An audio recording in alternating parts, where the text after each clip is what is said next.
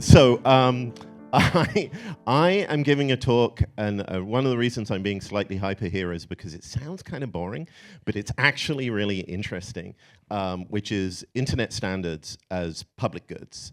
As was said, I work at the Filecoin Foundation. One of my jobs is to worry about the public goods that need to exist for decentralized systems, not just Filecoin, but our entire wild and woolly ecosystem to survive and communicate and interoperate. Operate.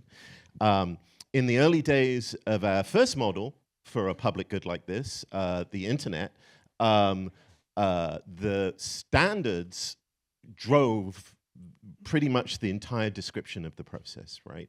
The internet is nothing but a series of standards. And one of the slogans there didn't come from Satoshi, didn't come from the cypherpunks. It came from Dave Clark, who was I think the chair of the Internet Architecture Board, who says, we don't believe in presidents, we don't believe in voting, we believe in rough consensus and working code. And if that's not a kind of description of how we expect public goods to be created, I don't know what is. But the question here is like, well, that was a radical act 20 or 30 years ago. Are the existing standards bodies, the ITF, the W3C, ICANN in its own way, all of these groups, are they the right shape for the standards that perhaps we will be building in this new era?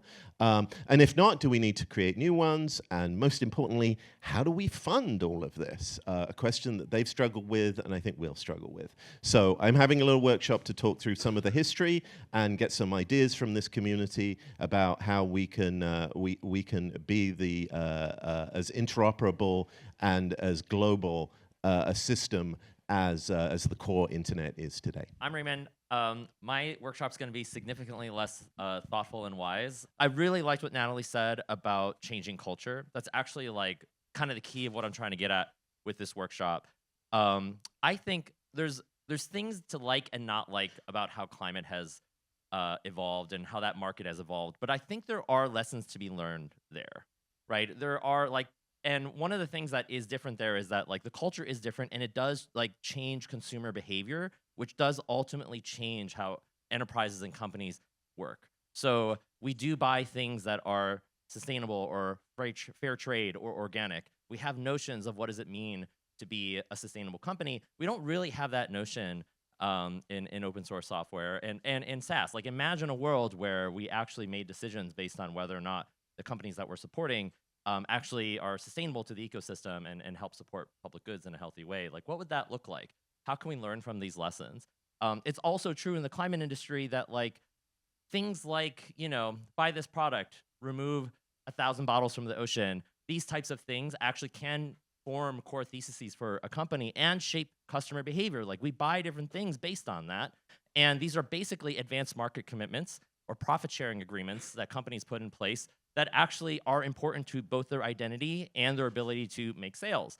And then there's carbon markets, and you know, you can get fully nerd sniped by the crazy ideas of what would happen if we actually had an impact market for public goods. And so I don't have zero answers to any of these questions, but I'm hoping if people are interested, we can workshop these things together and start to define what does sustainable look like. How do we change consumer behavior? What are things that would appeal to these companies, and how can we move the culture forward?